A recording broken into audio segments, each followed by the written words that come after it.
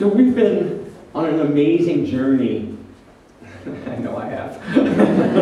I'm still catching my breath from our children's talk. And still catching my breath every morning when I wake up.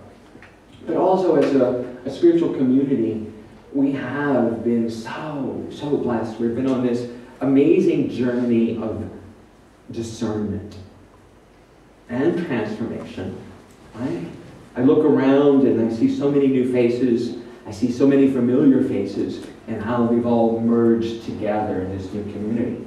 For those of you who don't know, I've been here about 1.5 years now as the senior minister. And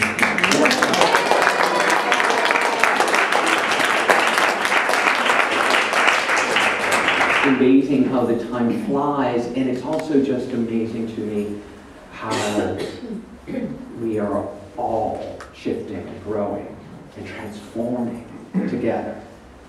The visual representation of that is standing behind me. A couple months ago, we started this process where we had a blank white canvas on this wall and said, we don't know what we need to be or what we're going to be, but let's start the visioning and the discernment and the understanding process to watch that unfold. And our resident artist, Rock,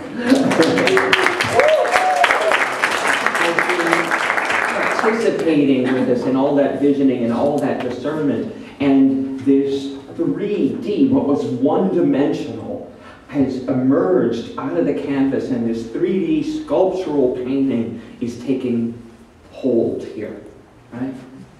This week, when I came back, I was amazed. I saw there's this whole blossoming, this whole flower thing happening up here in the corner. And it's not done yet. It's still emerging. And practically, in some real way, our work will never be done, right? We will always be transforming and growing and moving out. Together as a community, we spent time being with each other, listening to each other, talking to each other to find out what is our mission, our vision, and our core values as we step forward into this next phase of our community life. And a mission statement is what I'm going to talk to you about today. Our mission is what we do or what we want to do. It's who we engage with and what ignites us together, unites us together, and ignites us as a community. What sets us on fire, what makes us hold together no matter what makes us show up here on Sunday, make sure the doors are open, make sure that people are greeted, and that the new people feel that they're welcome in this home. Right? That's what we're here for. And it provides direction for us. Because we do live in this unlimited, abundant world. We could be or do anything. Right? Yeah. Right. We could. Yeah. The sky's the limit. The universe is the limit. But what is it that we are here for, and why do we come together on Sunday? Why do we all get up out of bed, put in the effort, and join together here at Unity San Francisco? And it also presents a challenge. A mission isn't something that's just done. It's something that we need to be at our best to achieve. That we need to rise up and go beyond what we think we can do to achieve something greater. So that's what we do with our mission statement. It's what we do on a daily basis. It's what we aspire to be at our best, and what unites us together. And so many of you already know this, but I'm going to unveil our mission statement for those of you who haven't seen it or haven't read it online yet. And our mission statement is, we pray, celebrate, and serve to connect, inspire, and transform ourselves and our world. I'm going to say that correctly the next time. You read the old one. We pray, celebrate, serve, and connect to inspire and transform ourselves and our world. Take that in. And I invite you to say it with me.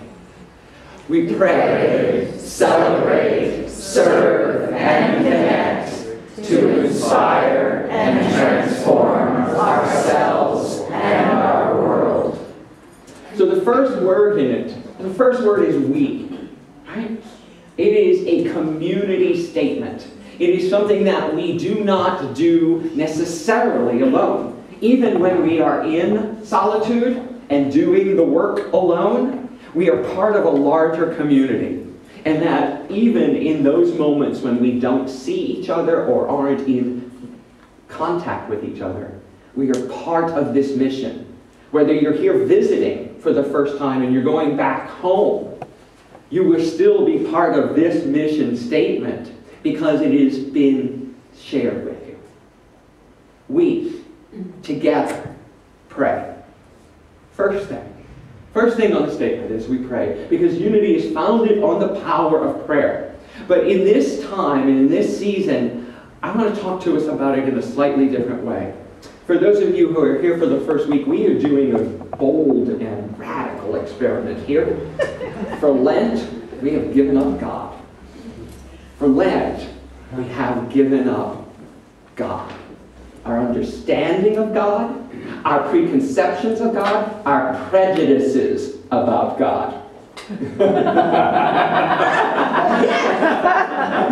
Right? We're giving all of those up. Right? So that we can rise up and have a greater understanding. Because when we try to define the undefinable, we invariably limit it. We bring our understanding to something that is beyond understanding.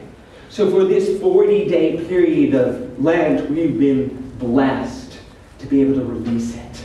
And it's been a challenge, I tell you. It's been a challenge for me and for many people here in the community to do that. When, why are we doing this? I get great comfort. And I go, yes, I know, but it's only for this season. Biblically and scripturally, we talked about the representation of the 40 days, of the wandering in the wilderness, and the seeking and the understanding. When it comes to prayer, I think it's incredibly important that we look at this today. Incredibly important that we look at prayer and our concept of God, because sometimes simultaneously when you say the word prayer, you are locked right into praying to an external deity. Right? Because that's what you may have heard or understood as a child or been taught as a child. But instantly when you say the word pray, sometimes you think, okay, I'm praying to this man. I'm praying to something outside of myself. I'm praying to something other. And when I read this statement, this new mission statement, we pray, I look at it slightly differently. Teresa did a talk a couple of weeks ago on prayer. And after I listened to it, I was out of town and I listened to it, I wrote her and I said, that statement you made was just remarkable. And I tell you, it's going to be big. So I'm going to start making it big. She said, we're going to start tweeting it. I'm going to start talking about it. And she said, the words aren't for God. When we pray, the words are not for God. The words are for us. Right? We're not saying a prayer to change God's mind like he's some parent that we can bribe or manipulate, right? Or she, some mother that we can be sweet to and get our way. The words are to change our consciousness, our beliefs, and our understanding so that we rise up in our understanding and manifest a magnificent life. Unity was founded on the power of this to transform. Myrtle Fillmore, our co-founder, talked to every cell in her body and told it was whole and healthy and alive. And she watched as it transformed. We say affirmations here all the time. I am whole, healthy, alive. Those are prayers. For those of you who thought you weren't praying when you said affirmations, you are. You're absolutely praying. So when we pray, we are praying to that part of ourselves that is in need of transformation. So read this statement this way. We pray to transform ourselves and our world. We pray to transform, to change, to lift our own consciousness. Because we know that the only way for the outside world to change is if the inside changes first. Right? To think that we can transform the world without transforming ourselves is folly. It would be like if I had a smudge on my face right now, and I went to the mirror and cleaned the mirror to get it off. Right? You would think I was nuts. But that's what we do when we say, oh look, that person is wrong. That person is doing it bad. That's unacceptable. We pray to transform ourselves so that the situation then changes. The words are not for an external deity that you might call God. They're not for spirit. They're not for the universe. The universe doesn't care. Right? The words are for us so that we are transformed and that we live happier, fuller, healthier, more abundant lives. We celebrate. We celebrate because we know this eternal truth that no matter what the outside circumstance, that we are blessed. That no matter what is standing in front of us, there is a deeper, a higher, and a more vibrant truth in it. Yes. Right? We celebrate because when we do celebrate in the face of those situations, the situations themselves move, change, and transform. We celebrate to inspire others and to transform ourselves and our world. We celebrate to inspire the truth that this is the one life. This is the one moment. And this is our destiny. To live wholly, fully, joyfully together in this process. We serve. We serve because it is not enough that we know this truth alone. We serve because it is our duty to extend to other people who need this truth, including ourselves. We serve so that we may be faced with our own prejudices. We may serve so that we may understand and look at things from someone else's perspective. We serve not because we have something that others don't have. We serve because we know that they will give us tenfold when we offer ourselves to them. We serve so that we are inspired by others. And we serve so that we are transformed in the process. And we connect. You know, I'm attending the Wisdom 2.0 conference right now. It's at the Marriott Marquis downtown, and it's from people from all over the world, all over the globe, are coming together to talk about prayer and meditation and business practices and compassion and loving kindness. And there's people from Google, there's people from major corporations, and there's Byron Katie, who I got to meet yesterday. And there's all this talk. Professors from different colleges who study communication, who study technology, who study smartphones, and all that they keep saying over and over and over again is, A, the world needs to spend more time in the silence.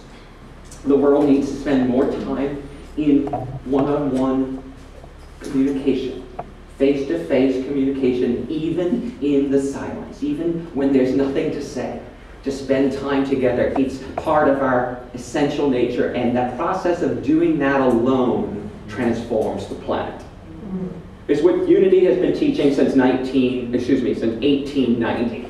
Right? That we need to spend time in the silence, that prayer is transformative, and that connecting with each other is vastly important. It's what every spiritual practice has always taught. But that we constantly need to be reminded of, because in our delusional thinking sometimes we say, oh, well, you know, I can tweet this, or I can text them, or technology will take care of this, and we don't need to venture outside of our little comfort zone. But that's not true. We know that when we connect, when we spend time in communication with each other, we actually gain wisdom. We gain understanding. We gain compassion for the other person's journey and see ourselves reflected in it. Without it, there's actually studies that show the level of empathy in young people today has dropped by 40%. 40%, because there is less one-on-one connection. Wow. But studies also show that when they do connect, that it's instantly reversible. That when they do take time to spend time like this, that they learn empathy and it comes back instantly. So we connect to inspire and transform ourselves and our world. Now, inspire is an interesting word, right? It's like, what does that mean? How do we inspire? Well, the inspiration, I think, always comes from within. Right? The in that word. And it brings up to something that is beyond what we already see, but something that we all internally know is there. Right? We do all of this to inspire that which is dormant within you. That which you know on some level is true, but have trouble manifesting in the world. JD and I, as we've gone through this adoption process, have needed so much inspiration because sometimes it's hard. Sometimes in the parenting process, we've needed to be inspired. And some of you have come up to me or written to me. I'm looking at Ruth because I remember her writing me one day going, my kids always told me they were doing their homework and I knew they weren't. And they grew up anyway. And they got jobs and they're fine young men, right? And those little reminders that what we get all bent out of shape about is really not important. And then to transform. To transform, everything is about to change. Everything. I am not the same person who tried out here 2 years ago. I am not the same person who started this ministry 18 months ago. I am not the same person, thank God. I said it.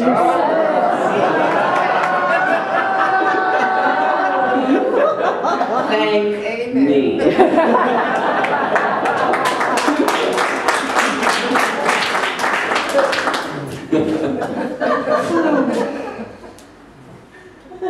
Because if I look back on it and I look at what I did well and what I could do better, I know those things now.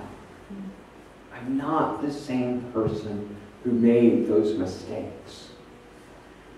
I get to choose again. I get to do it differently. And I'm grateful for that.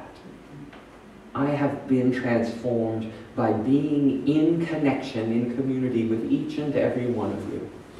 And I know that you're here because you too have been transformed by being in connection with each and every one of us here. That's why we do this. So our mission statement, I believe, is magnificent. The people who spent hours and hours looking at every interview, every word that was written, every thought that was shared, and came up and wordsmithed and brainstormed and molded this. I am eternally grateful for it. It literally came from each and every one of you who participated. We pray, celebrate, serve, and connect to inspire and transform ourselves and our world. Let's know that together one more time. Take a deep breath. We pray, celebrate, serve, and connect to inspire and transform ourselves and our world. Let's take that to a time of meditation.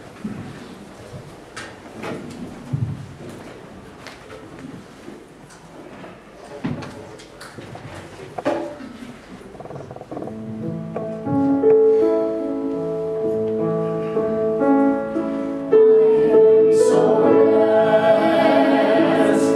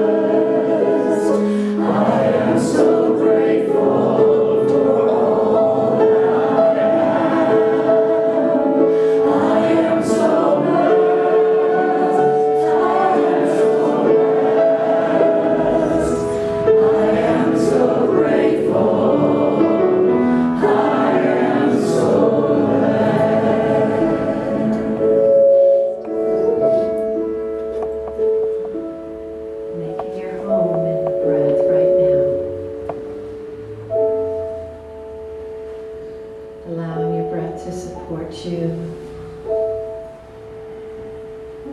as you go within,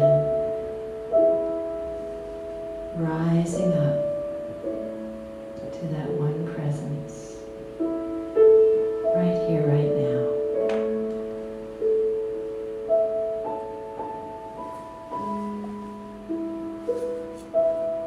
We take this time to know that whatever has happened in the past, this moment, we can let it go. This moment is fresh. This moment is pregnant with possibility. This moment, no matter what we may have thought or experienced, we can just open